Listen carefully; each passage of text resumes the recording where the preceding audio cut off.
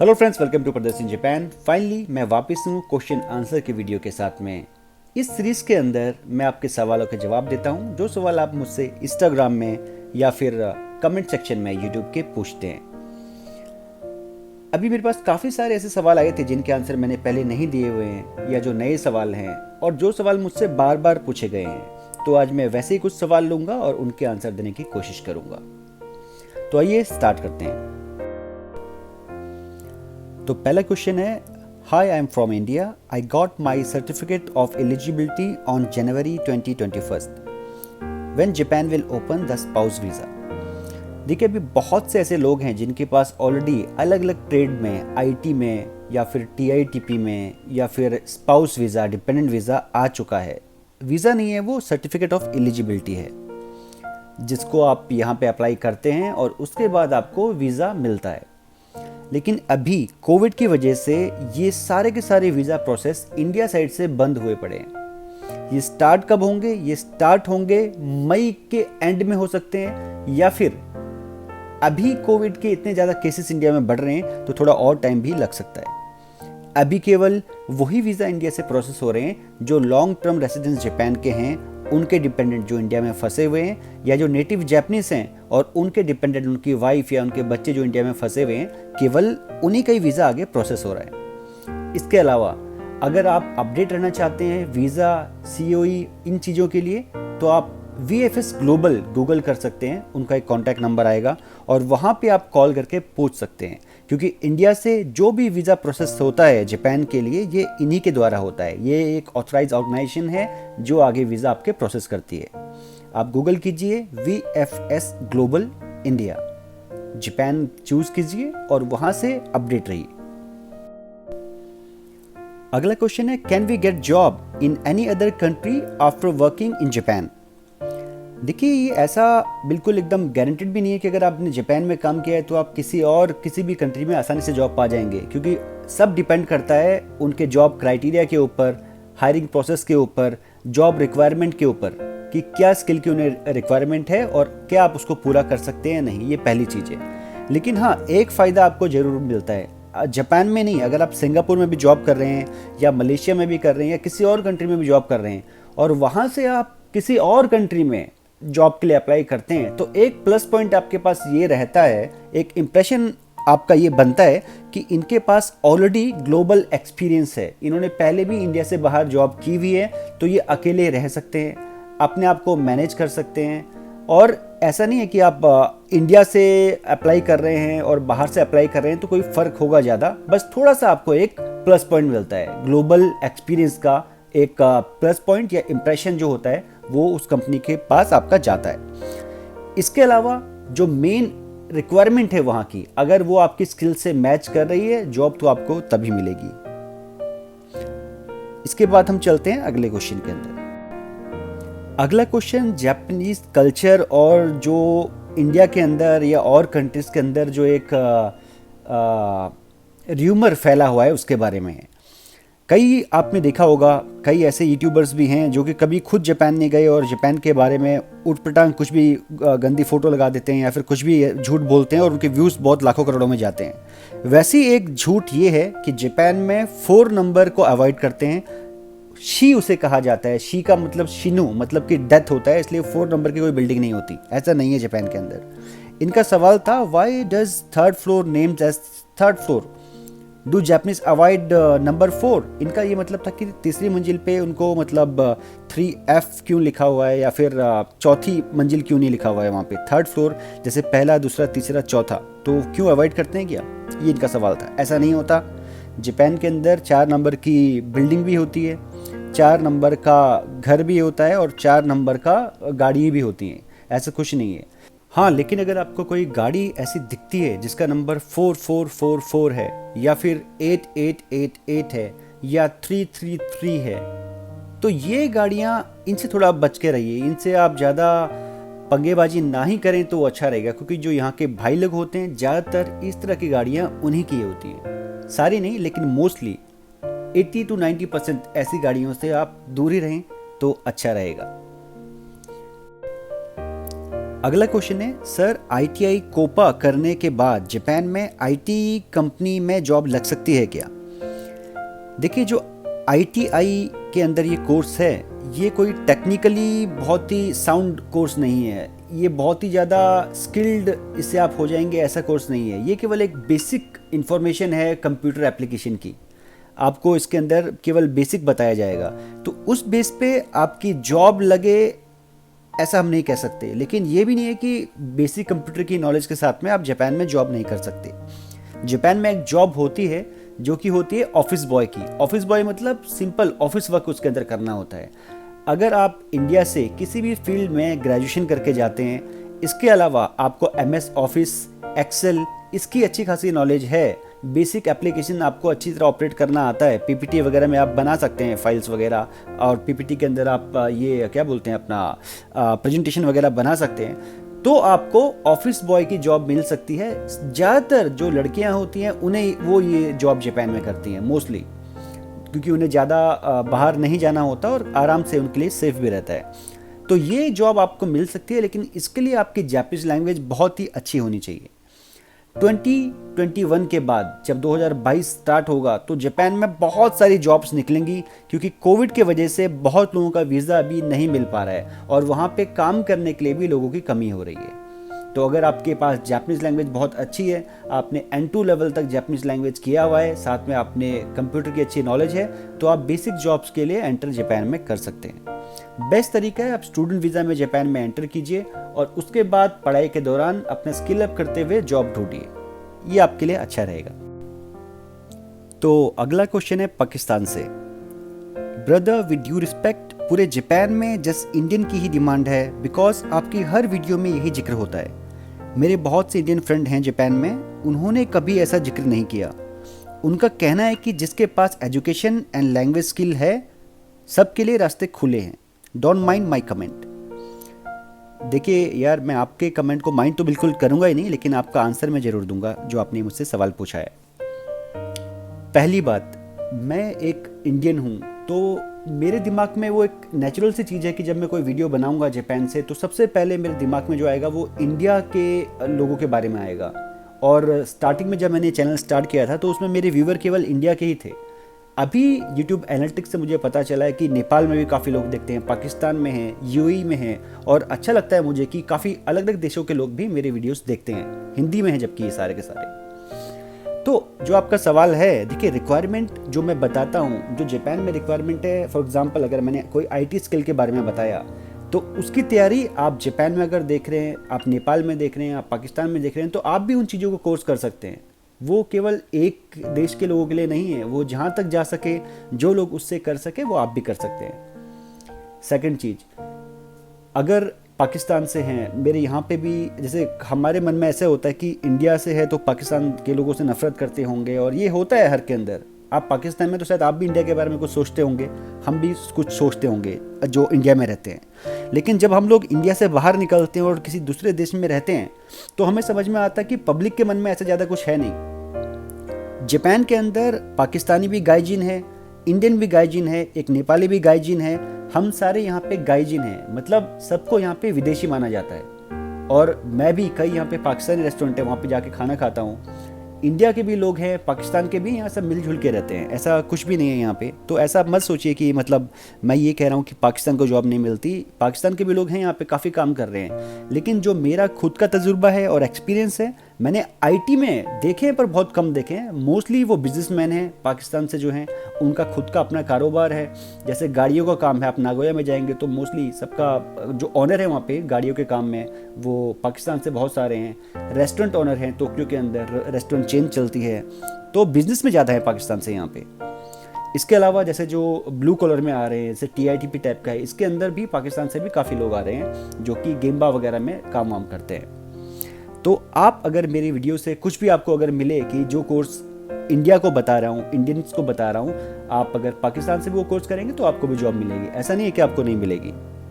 तो इसी तरह आप देखते रहिए चैनल को और इसी तरह से अपनी व्यूज़ देते रहिए। और मेरी किसी वीडियो में अगर आपको हर्ट हुआ हो या बुरा लगा हो तो उसके लिए मैं माफ़ी चाहूँगा।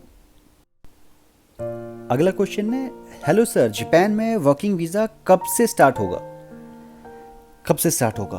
तो देखिए, अगर आप नई वीज़ा की को एक्सपेक्ट कर रहे हैं कि कब नया वीज़ा स्टार्ट होगा, अभी अगर आपके पास सीओई भी नहीं है, मतलब आप इंटरव्यू देंगे, फिर वहाँ से सीओई आएगा और वीज़ा फिर कब स्टार्ट होगा, इसमें बहुत टाइम लगने वाला है। कम से कम आप लगा लीजिए 6 से लेकर 10 महीने लग जाएंगे। अगर आप अभी से इंटरव्यू देके जॉब प्रोसेस के बारे में सोच रहे हैं, तो वीज़ा के बारे में सोच रहे हैं तो। लेकिन अगर आपके पास ऑलरेडी सीओई है तो हो सकता है 3 से लेकर 4 महीने के अंदर प्रोसेस स्टार्ट हो जाए।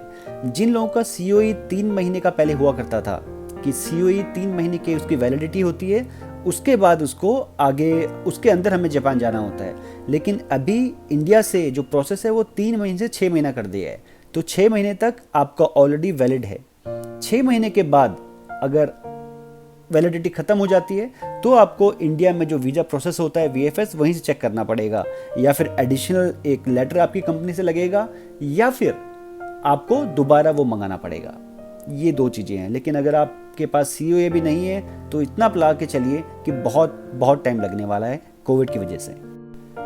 अगला क्वेश्चन है, sir if I apply for a job in a Japanese company from India through LinkedIn, so I have to submit resume in English language और Japanese language for IT jobs. देखिए, अगर आप Japan में job apply कर रहे हैं तो 80 से 90% कंपनीज आपका रिरेक्शो मांगती हैं। रिरेक्शो का मतलब होता है जापानीज स्टाइल ऑफ रिज्यूम, जिसके अंदर पूरा अपने जापानीज फॉर्मेट के अंदर अपना रिज्यूम लिखा होता है। आपका रिरेकी होता है उसके अंदर पूरा, जो आपने पढ़ाई करी है, जो आपने काम किया है, वो एक अलग फॉर्मेट होता है, उसमें आपको देना ही पड़ता है। तो अगर आप लिंक्डइन पे भी अप्लाई कर रहे हैं तो जो एमएनसीज हैं या कई ग्लोबल जो कंपनीज हैं वो क्या पता आपका इंग्लिश ही ले लें और बोलें कि ठीक है ये चलेगा। लेकिन अगर आप जापानीज भी देती हैं तो एक प्लस पॉइंट होता है। और कई मैंने ऐसे लोग देखे हैं जिन्होंने मतलब N2 N1 लेवल के हैं, लेकिन उन्हें भी अपना ये लिखना नहीं आता कि जापानीज रिलेक्शो कैसे बनाते हैं। तो गलत ना भेजें। जब भी आप अपना रिलेक्शो भेजें, जापानीज स्टाइल ऑफ रिज्यूम भेजें, तो ये आप मेक श्योर करें कि वो सही लिखा हुआ है, क्योंकि उसी से आपका इंप्रेशन पड़ता है। हो सकता है बहुत स्किल्ड हो, लेकिन रिज्यूम देख के वो उसको पढ़े ना कि यार इसे तो लिखना तक नहीं आता। मैंने कई ऐसे लोग देखे हैं जिन्हें सिंपल जो काताकाना है उसमें भी वो लोग गलती करते हैं। तो एक बार रीचेक करना या किसी सीनियर को दिखा के फिर भेजना, वो समझदारी का काम रहेगा। चलिए अगले क्वेश्चन पे चलते हैं। अगला क्वेश्चन है, I am going to complete my BBA course IIT. I don't know I can get a job in Japan or not. Really want to visit Japan for work. देखिए, अगर आप IIT से हैं तो पहली बात तो ये कि ग्लोबली IIT की बहुत डिमांड है हर जगह, और एक अलग ही वैल्यू से देखा जाता है, स्पेशली जापान के अंदर। मेरी खुद की कंपनी ने भी IIT से अभी एक कोलैबोरेट किया है, जिसके अंदर हम IIT इंजीनियर्स को हायर करेंगे। मैंने कुछ लोगों का इंटरव्यू भी किया था दिल्ली में। लेकिन मेन चीज़ कि इस समय कोविड की वजह से रिक्वायरमेंट बिल्कुल नल है, बिल्कुल जीरो है। चाहे आप किसी भी यूनिवर्सिटी से हो, कहीं से भी हो आप, तो आपको मैं ये सजेस्ट करूँगा, अगर आप जापान के लिए इंटरेस्टेड हैं तो आप जापान की हिस्ट्री के ऊपर पढ़ाई कीजिए। मतलब एक इंटरेस्ट के तौर पे विकिपीडिया में जापान का देखिए कि क्या क्या है, वहाँ की हिस्ट्री क्या थी, कल्चर क्या है, उसकी पढ़ाई कीजिए। उससे आपका इंटरेस्ट बढ़ेगा। अगर आपको सीरियसली लगता है उसके बाद भी कि जापान एक अच्छा ऑप्शन है आपके लिए, तो आप जापानीज लैंग्वेज पढ़ना स्टार्ट कीजिए। जापानीज लैंग्वेज और IIT एक डेडली कॉम्बो है। आपको अच्छे पैकेज के अंदर जापान में जॉब मिल सकती है।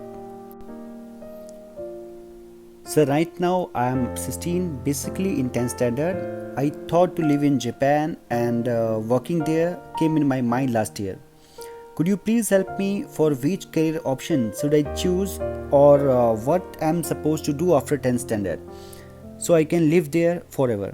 I really have very less days, so please do reply as soon as possible. अरे यार, ऐसा भी क्या हो गया मतलब। चलो ठीक है। देखिए, अभी आप 10th में ही हैं। मैंने एक और कोई 10th का ही स्टूडेंट था जिसका रिप्लाई किया था, किसी और नाम से था। अगर आप वो नहीं हैं तो आप आशा करता हूँ उसमें आपका आंसर मिल गया होगा। लेकिन अगर आपको इंटरेस्ट नहीं है IT में या फिर इन चीज़ों में, तो आप और भी है, जैसे HM कर सकते हैं विद जापानीज़ लैंग्वेज, BBA कर सकते हैं विद जापानीज़ लैंग्वेज।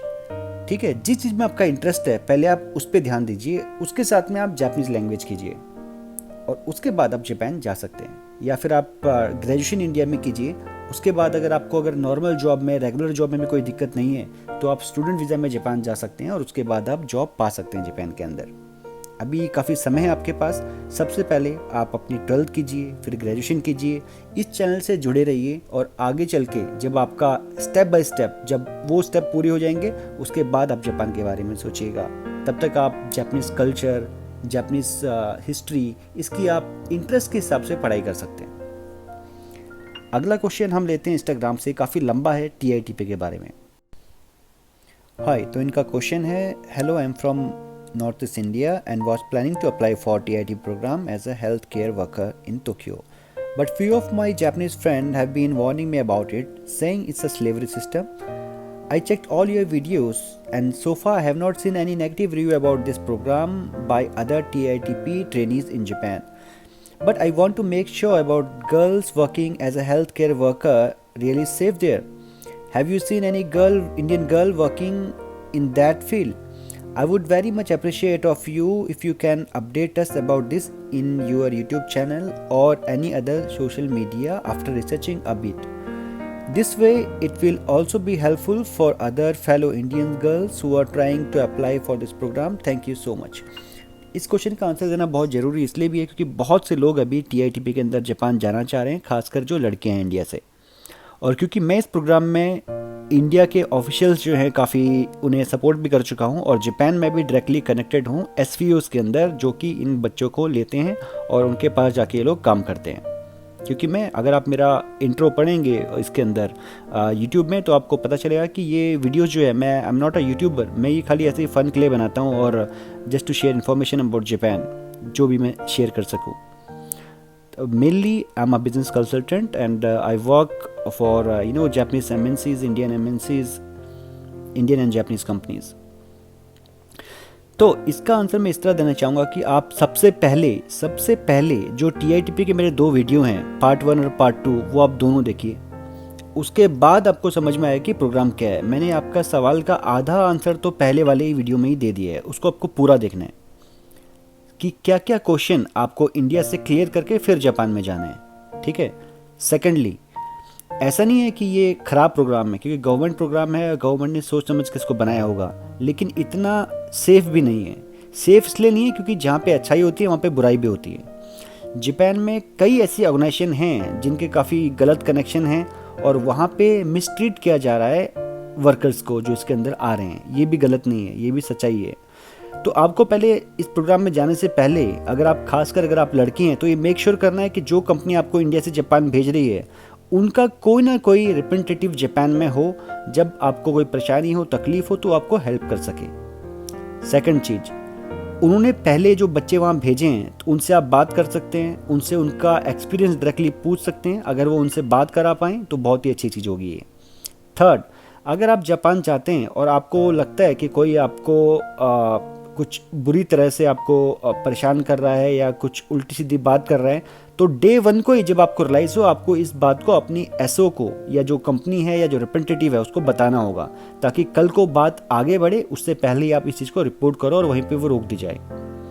ये चीज़ें आपको ध्यान देनी है और आशा करता हूँ आप इतने समझदार तो हैं कि आप अपनी सेफ्टी के लिए क्या ज़रूरी है वो कर सकते हैं। जापान में बिना बात के कोई किसी को ऐसे टच भी नहीं कर सकता, लेकिन अगर आप खुद ही बाहर जा रहे हैं, एक्सप्लोर कर रहे हैं, तो वहाँ पे कोई आपको रोकेगा भी नहीं और आगे चल के काफ़ी इश्यूज हो सकते हैं। बहुत ज़रूरी है अपनी खुद की सुरक्षा अपने आप से करना।